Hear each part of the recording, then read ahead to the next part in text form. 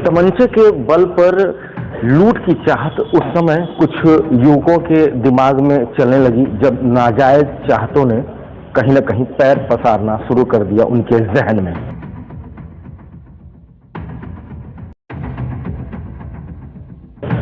अपना ही दोस्त लुटेरों के साथ मिलकर इस गुनाह को अंजाम दिया जिसमें 12 लाख रुपए लूट लिए गए, वो भी रात में।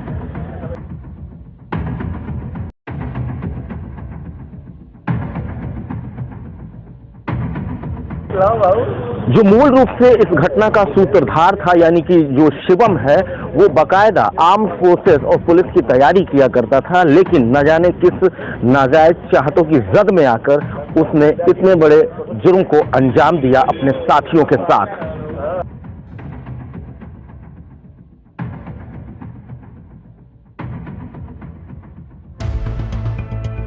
अपने ही गिराते हैं नशेमन पे बिजलियां, ये लाइनें बिल्कुल सटीक हैं इस गुनाह के ऊपर। शिवम नाम का मासूम सा दिखने वाला ये लड़का पुलिस और आर्मी की तैयारी करता था, मगर न जाने किन नाजायज चाहतों ने उसके दिमाग में खुरापात कर दिया और जल्दी पैसा बनाने के चक्कर में उसने 12 लाख रुपए लूट की पूरी रेकी कर डाली। बैग में पैसे लिए हुए वो व्यक्ति आगे तो शिवम उसके पीछे। शिवम ने अपने साथियों को पल पल की खबर उसने देना शुरू कर दिया था कि कहां वो व्यक्ति पैसे लेकर पहुंचा है, किस रास्ते पे है। और जैसे ही मौका मिला 24 तारीख की रात में बेलीपार थानांतर्गत पड़ने वाले जीतपुर इलाके में उस व्यक्ति से तमंचे के दम पर बाइक सवारों ने पैसों की लूट कर डाली। इस लूट का खुलासा करते हुए पुलिस ने बताया कि इसमें कुल 7 अभियुक्त नामजद हैं और 3 की गिरफ्तारी हो चुकी है। उनके पास से घटना को अंजाम देने वाला 32 बोर का पिस्टल, जिंदा कारतूस सहित 3,65,000 रुपए नगद, जिसमें $4,000 और 100 यूरो भी बरामद हुआ है। आपको बताते चले कि जिनके साथ ये लूट हुई शिवम उसका दोस्त था।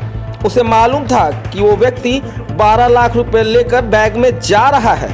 ऐसे में इजी टारगेट और क्विक मनी के चक्कर में कुछ और लोगों को भी शामिल किया गया, जिनमें 3 की गिरफ्तारी हो चुकी है। एक का नाम है राम आशीष, तो दूसरा है प्रदीप यादव और खुद एक शिवम, जो कि इस पूरी घटना का सूत्रधार था।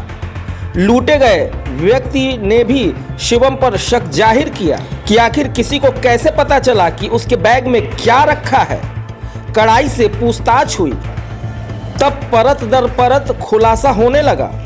महंगा लाइफ स्टाइल जीना चाहते थे ये लुटेरे, और किसी को अपना गहना छुड़वाना था तो किसी को लग्जरी गाड़ी की EMI देना था। इन सभी चाहतों ने मिलकर इस गुनाह को अंजाम दिया। इस खुलासे में SOG की टीम, क्राइम ब्रांच और स्थानीय बेलीपार पुलिस का अहम योगदान है। बाकी अभियुक्तों की पहचान हो चुकी है जो कि फरार चल रहे हैं, जिनमें राज पंडित, राकेश कुमार गौतम, सत्यम राय और एक अन्य अभियुक्त अभी उसका नाम नहीं पता चला है। इन सब की तलाश में पुलिस जुटी हुई है।